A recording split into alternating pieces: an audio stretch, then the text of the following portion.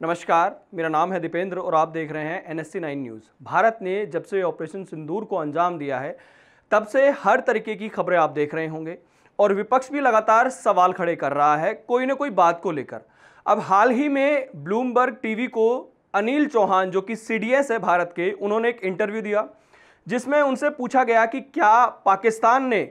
कोई जो लड़ाकू विमान है भारत का वो गिराया है। तो उन्होंने जवाब दिया कि जरूरी ये नहीं है कि विमान गिराया गया, जरूरी ये है कि विमान क्यों गिरा और कैसे गिरा। और साथ ही उन्होंने इस बात का भी खंडन किया कि पाकिस्तान जो कह रहा है कि 6 रफेल उन्होंने भारत के गिराए हैं, इस बात का उन्होंने खंडन किया कि ऐसा कुछ भी नहीं है। लेकिन जैसे ही उनका यह बयान बाहर आया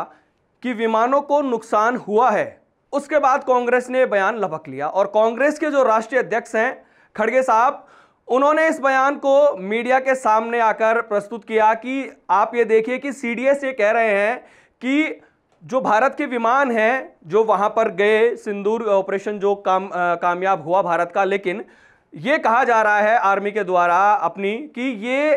कुछ ना कुछ नुकसान वहां पर हुआ है। इस बात को लेकर उन्होंने सरकार पर निशाना साधा कि सरकार हमें गुमराह कर रही है। अब इसके जवाब में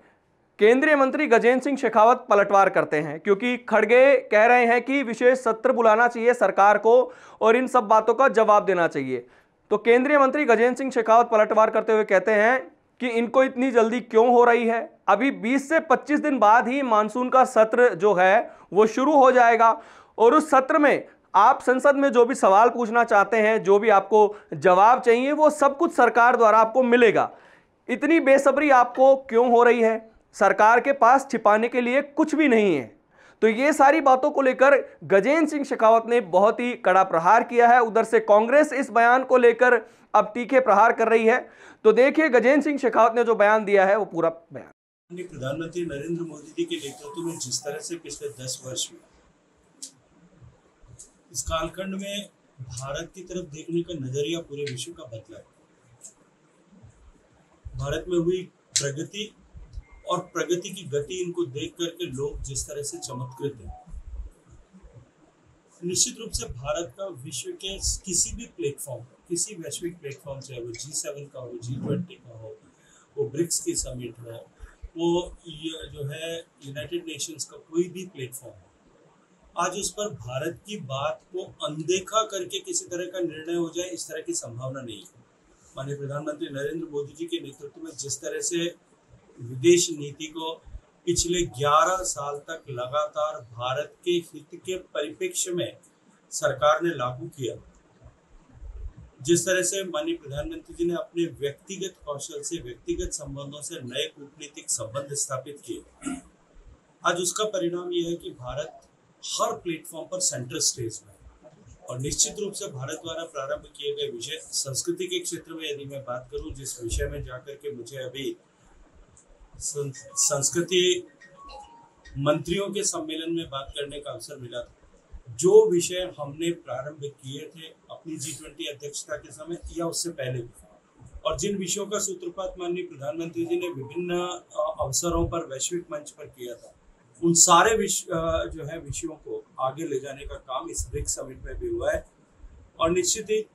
भारत की संस्कृति और संस्कृति के आधार पर देशों के बीच में समन्वय, ये जो भारत की नीति और रीति है, इसको आगे ले जाने के लिए हम सब लोग सफलतापूर्वक काम करें। सर, ये जो 10 साल रहे, तो आपको लगता है कि कल जब नड्डा जी जब राजधानी पधारे थे, आप भी साथ थे, उनके चेहरे पे जो खुशी थी, कार्यकर्ताओं में जो खुशी थी, वो एक बड़ा संकेत है? निश्चित रूप से। लेकिन पिछले 11 साल में जिस तरह से भारत ने प्रगति की, जिस मुकाम से उठ करके भारत ने 11 साल में आज अपना जो स्थान विश्व में बनाया, चाहे वो आर्थिक दृष्टिकोण से देखें कि हम जो 10वें 11वें नंबर की अर्थव्यवस्था होते थे, आज दुनिया की 4थे नंबर की बड़ी अर्थव्यवस्था। अगर हम अपनी सीमाओं की सुरक्षा के दृष्टिकोण से देखें, अभी हाल में ऑपरेशन सिंदूर के समय भारत की सेनाओं के शौर्य और पराक्रम को पूरे विश्व भर ने चमत्कृत दृष्टि से देखा। सामान्य मानवी के जीवन में परिवर्तन के दृष्टिकोण से देखें, इस 11 साल में आमूलचूल परिवर्तन देश ने देखा और देश ने एक नई गवर्नेंस की विधा को देखा कि जहां नो वन लेफ्ट बिहाइंड, कोई भी पीछे न छूट जाए, इस लक्ष्य के साथ में सरकार काम कर रही है। चाहे वो गरीब का घर बनाना हो, चाहे गरीब के घर में शौचालय बनाना हो, चाहे गरीब के घर तक पानी पहुंचाना हो, बिजली पहुंचाना हो, गैस का चूल्हा पहुंचाना हो, गांव तक सड़क पहुंचानी हो, कोई भी पीछे शेष न रह जाए, इस लक्ष्य के साथ में सरकार काम कर रही है। और जिसका परिणाम आज दिखाई देता है कि 30 करोड़ लोग गरीबी की रेखा से बाहर निकल पाए। तो निश्चित रूप से गरीब को गणेश मान करके समाज की सेवा के संकल्प और देश को आगे बढ़ाने, भारत को के सामर्थ्य को बढ़ाने, भारत के शक्ति को बढ़ाने और भारत के विचार को आगे विश्व कल्याण के लिए प्रतिपादित करने के दृष्टिकोण से जो भारतीय जनता पार्टी जिस लक्ष्य को लेकर के स्थापित हुई और काम कर रही है, निश्चित रूप से उसको साकार होते हुए देखना कार्यकर्ताओं के लिए भी और नेतृत्व के लिए सभी के लिए प्रसन्नता का कारण।